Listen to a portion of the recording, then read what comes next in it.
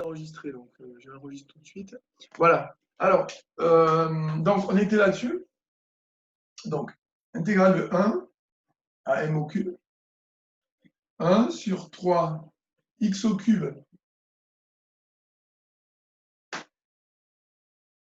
X au cube, c'est y. 1 plus y. Et le 3x carré dx, ça fait dy.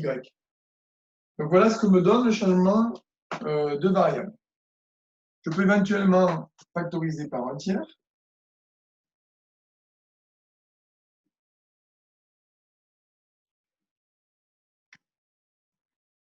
Alors, on n'est pas tout à fait au bout de nos peines parce que ici, c'est une intégrale qui n'a pas une primitive directement. Quelle est la méthode ici pour débloquer le problème et avoir une primitive? Alors, c'est vrai que c'est quelque chose que je fais d'habitude en classe, donc on a tendance à. Je peux vous donner des indications, c'est quand même plus facile. Est-ce que quelqu'un a une idée? Une méthode? Mais bon, ça, il faut avoir un peu l'idée pour décomposer, pour transformer cette écriture et avoir des primitives usuelles. Jessie, Alexandre, qu'est-ce que tu en penses?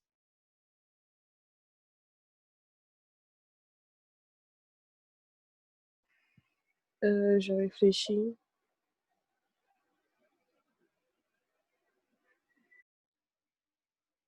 Monsieur, est-ce qu'on peut faire des compositions en éléments simples? C'est bien, décomposition d'éléments simples, tout à fait. Alors, une décomposition d'éléments simples, alors on va le faire de tête, on ne va pas passer trop de temps. Hein. Normalement, au concours, souvent, on va vous donner des indications, sauf sur les sujets les plus difficiles, HECC. Donc, en fait, quand on fait une décomposition en éléments simples, effectivement, alors,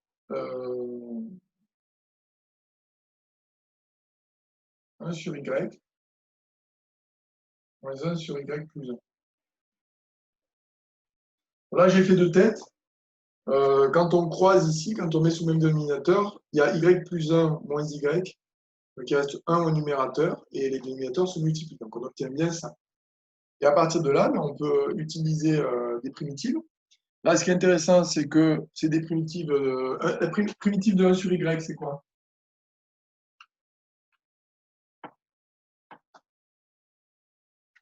Allez-y, n'ayez pas peur. Hein.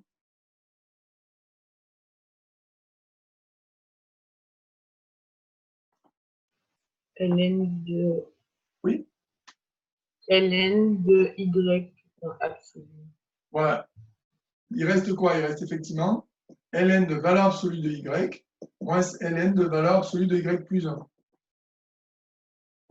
On va même gagner un petit peu de temps, on va dire que ça fait ln de valeur absolue de y sur y plus 1.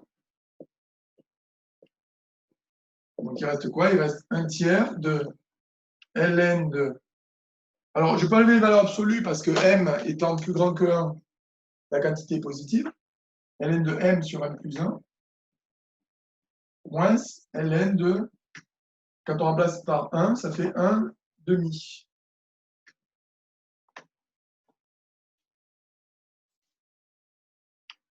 Il reste à regarder vers quoi ça tend. Alors, m sur m plus 1, ça tend vers quoi quand m tend vers plus infini?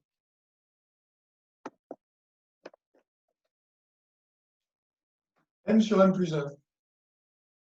Quand m tend vers plus infini, ça tend vers quoi?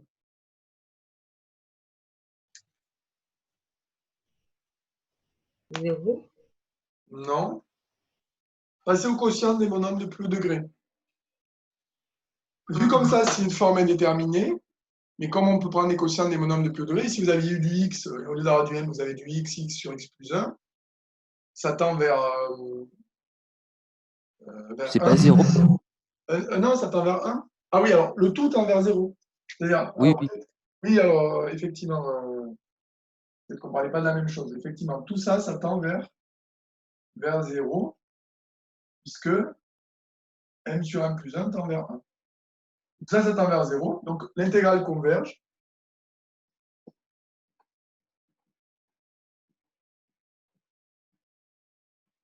Vers 1 tiers fois moins ln de 1,5. Alors, je vais aller un petit peu plus vite.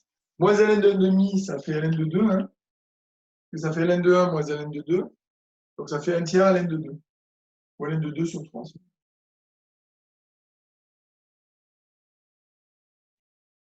Est-ce qu'il y en a qui avait trouvé ce résultat à la classe?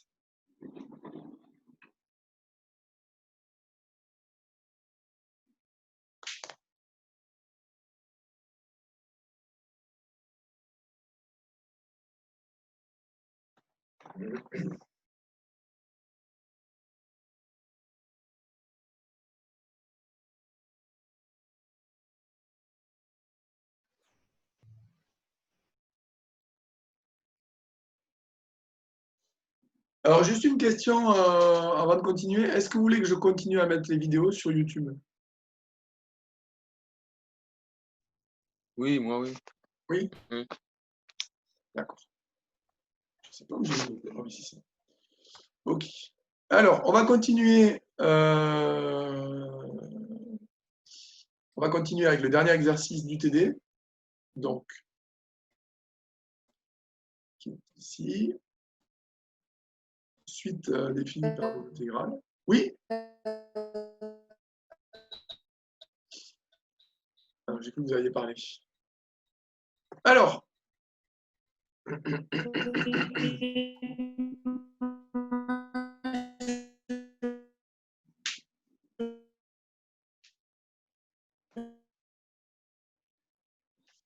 on va étudier cette intégrale.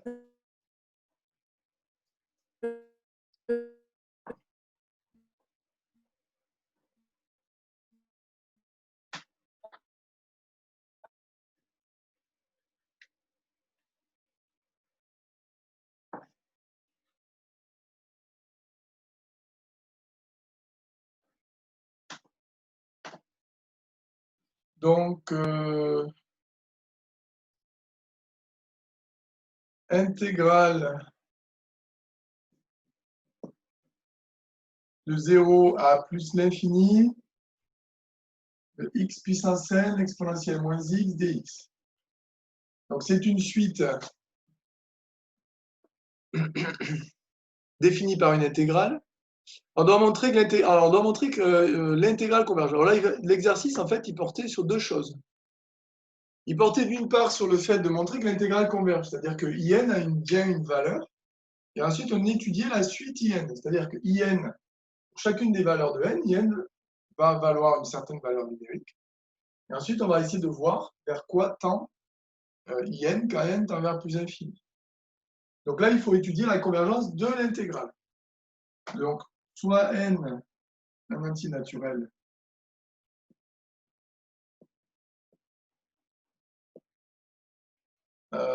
donc on va étudier la convergence intégrale. Pour ça, on va faire une intégration par partie pour essayer de montrer la convergence. Et donc, comment on va faire une intégration par partie? On va se trouver une forme récursive. Et donc, ça va être intéressant d'utiliser une récurrence pour montrer que l'intégrale converge.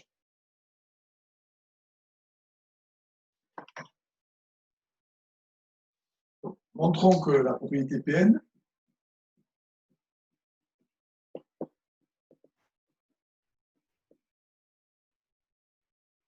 alors, on écrit carrément comme ça, intégrale IN. Alors, on parle bien de IN, la valeur, c'est-à-dire cette intégrale-là converge.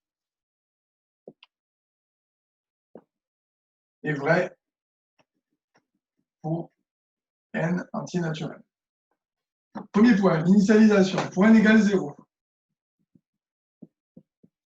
I0, c'est l'intégrale de 0 à plus infini, l'exponentielle moins x dx.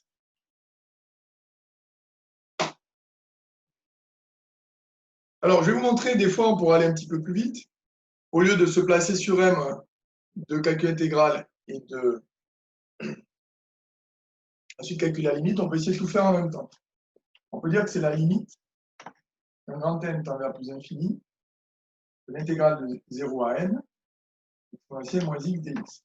Je le fais en deux temps, en un seul coup. C'est la limite. Comme là, l'intégrale est facile, on peut faire ça assez rapidement. 2. Alors, une primitive d'exponentielle moins x, c'est moins exponentielle moins x. C'est la limite. Qu'est-ce qu'il me reste? Moins exponentielle moins m,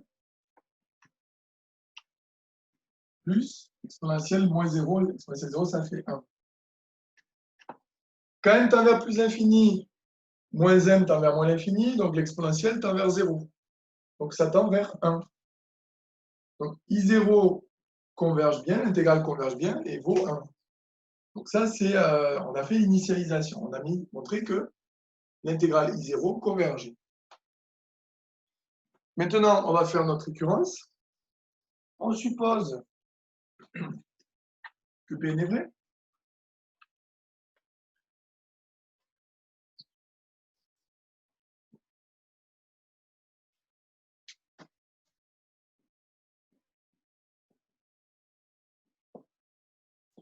On suppose,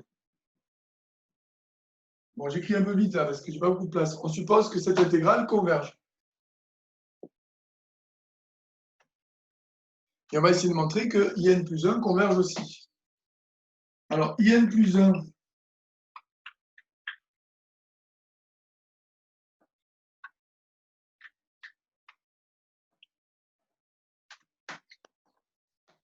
on suppose que l'intégrale converge, donc que j'appelle un IN.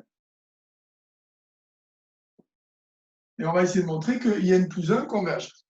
Donc, IN plus 1, je vais l'écrire là, montrons que IN plus 1, c'est-à-dire l'intégrale de 0 à n plus infini de x puissance n plus 1 exponentielle moins x dx converge. Alors là, quelle est l'idée pour créer une forme récursive? Pour trouver une forme récursive, on a envie de faire une intégration par partie. Pour créer un lien entre IN plus 1 et IN, parce qu'à un moment, pour pouvoir faire notre récurrence, il faut qu'on ait une relation récursive. Pour que vous puissiez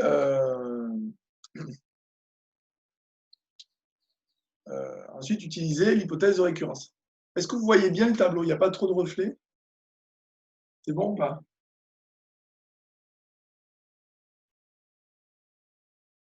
Laetitia, ça va? Oui, c'est bon, monsieur, pour moi. D'accord. Comme sur mon écran, je ne vois pas. Je trouve qu'il y a des petits reflets.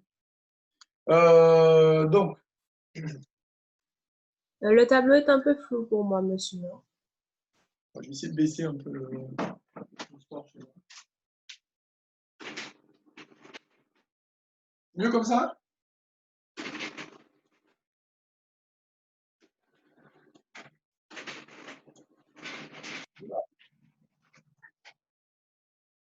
Est-ce que comme ça, c'est mieux?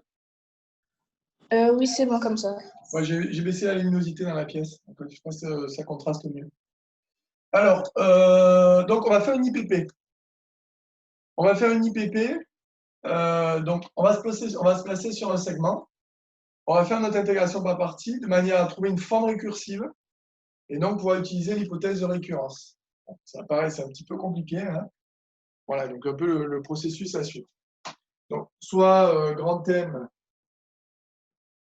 positif, on étudie l'intégrale de 0 à grand M de x puissance.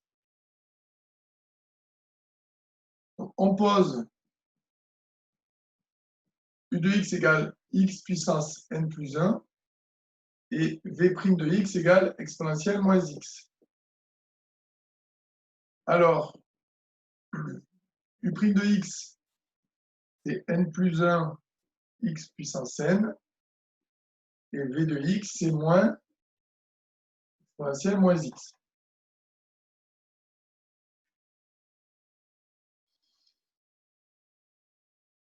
U et v sont de classe c'est infini, donc a fortiori c'est 1.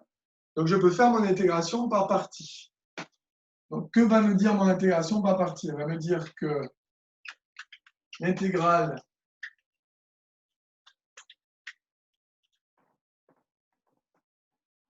de 0 à m de x puissance n plus 1 exponentielle moins x dx. Donc, entre crochets, u fois v, donc ça fait moins x puissance n plus 1 fois exponentielle moins x à prendre entre 0 et m, moins u'v, intégrale de u'v, moins intégrale de 0 à m. Donc il y a un moins ici, hein, moins n plus 1 x puissance n exponentielle moins x dx. Donc qu'est-ce qu'il me reste? Quand je remplace par m, il me reste moins m puissance n plus 1 fois exponentielle moins m. Quand je remplace par 0, ça fait 0, hein, puisque 0 puissance n plus 1, ça fait 0. Et si le moins s'annule ici, enfin s'annule, se transforme en 1 plus. Je peux factoriser par n plus 1. Et qu'est-ce que je remarque ici? Que j'ai l'intégrale de 0 à m de x puissance n exponentielle moins x dx.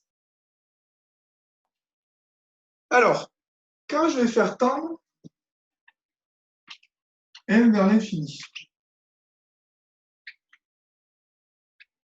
quand je vais faire tendre m vers l'infini, vous allez me dire, là, j'ai peut-être un calcul un peu compliqué. Mais, je fais une petite parenthèse ici. Ça, l'exponentiel, je peux le faire descendre au dénominateur. Et j'obtiens quoi, en fait, quand m tend vers l'infini? Une croissance comparée de la forme x puissance alpha sur exponentielle x. L'exponentielle étant dominant, ça va tendre vers quoi, cette expression-là? Par croissance comparée. Quand c'est écrit comme ça, vous avez du mal à voir. Oui, Oliver? 0, monsieur? Oui, tout à fait, vers 0. Alors, comme je disais, quand c'est écrit comme ça, vous avez peut-être du mal à voir la croissance comparée. Et si vous faites redescendre l'exponentielle au dénominateur en changeant bien sûr le signe de la puissance, on voit tout de suite apparaître la structure classique d'une croissance comparée. Donc ça tend vers 0. Et ça, si vous regardez bien, ça tend vers quoi? Vers ce qu'on a appelé IN.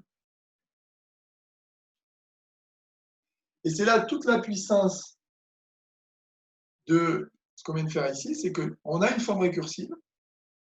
Hein, on a une forme récursive.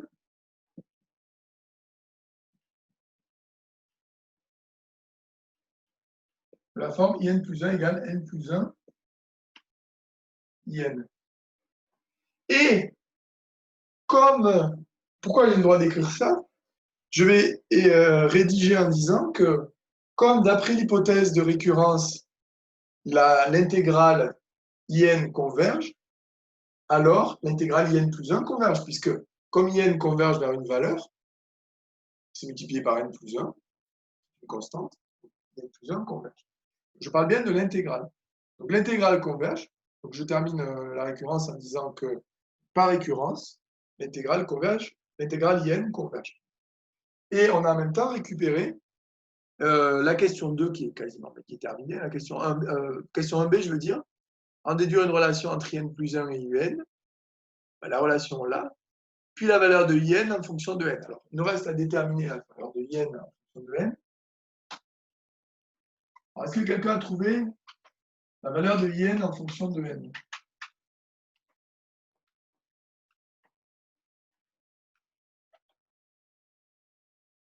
Ali?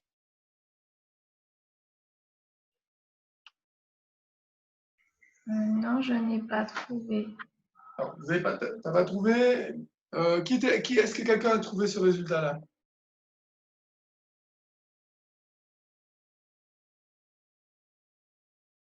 Wendy?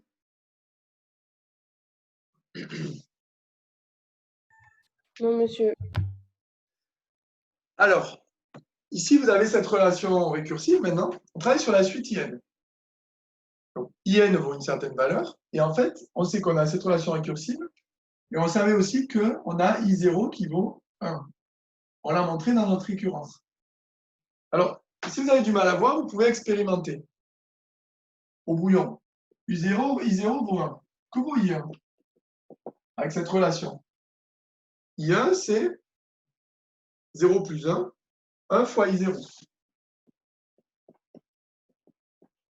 I2, ça vaut quoi? Je vous écoute. Allez, il nous reste 10 minutes là. Donc, enfin, 10 minutes pour. J'aimerais finir au moins le TD et après, dans la troisième séance, on fera le cours. Alors, avec la relation récursive I2, c'est 2 fois. 2 fois Oui. 1, 2. Oui, 2 fois I1. Ouais, 2 fois I1. Regardez bien la relation. Hein. I2, c'est 2 fois I1. I3, c'est 3 fois I2. 3 fois 2, ça fait 6. I4, c'est 4 fois I3. 4 fois 3 fois 2. Vous fait penser à quoi? Quelle est la conjecture qu'on peut émettre?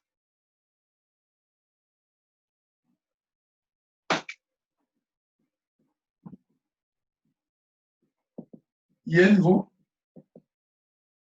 I1 vaut 1, I2 vaut 2, I3 vaut 6, I4 vaut 24, I5 vaudra euh,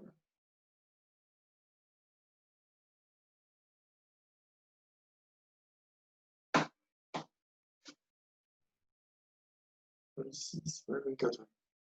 I5 vaudra combien?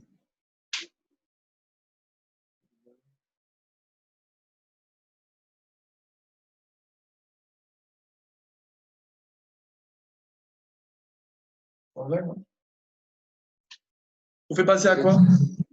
Oui, 5 fois I4. Ouais, 5 fois I4. Donc au final, ça vous fait pas... quelle conjecture vous pouvez mettre sur la valeur de I? Alors ça reste une conjecture qu'on pourra démontrer par récurrence. La récurrence, je vous l'enverrai sur le corrigé, elle est très simple. On l'a faite plein de fois, cette récurrence-là. Et quelle est la conjecture? Il faut conjecturer la valeur de IN. IN égale N fois IN moins 1. Oui, mais la forme explicite. Regardez bien, I5 vaut 120. Ben, I2, c'est 2 factoriels. I3, c'est 3 factoriels. I4, c'est factoriel. I5, c'est. Donc, IN, ça vaut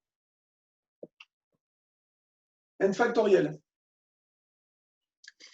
Pour le trouver, on est dans une démarche purement scientifique, c'est-à-dire qu'on va émettre une conjecture. Il semble que IN va N factoriel.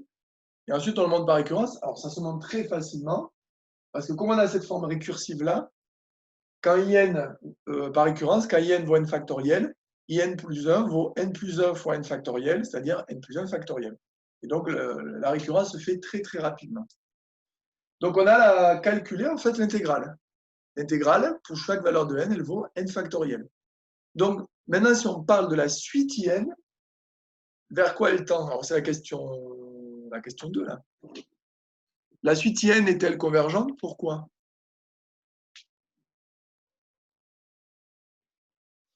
IN vaut N factoriel. Ça tend vers quoi N factoriel quand N tend vers l'infini? Vers plus infini, non? Oui, vers plus infini. Donc en fait, la suite IN, quand on parle de. Je ne parle pas de l'intégrale, je parle de la suite IN. Pour chaque valeur de N, elle a une certaine valeur. Et quand N va tendre vers l'infini, IN va diverger vers plus infini parce que la limite de N factoriel en plus infini, c'est plus infini.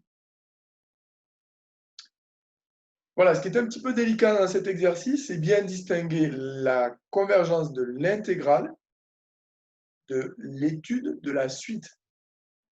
Et voilà, donc là, on touche vraiment à des questions que vous retrouverez au concours l'année prochaine. Est-ce que vous avez des questions sur ce TD?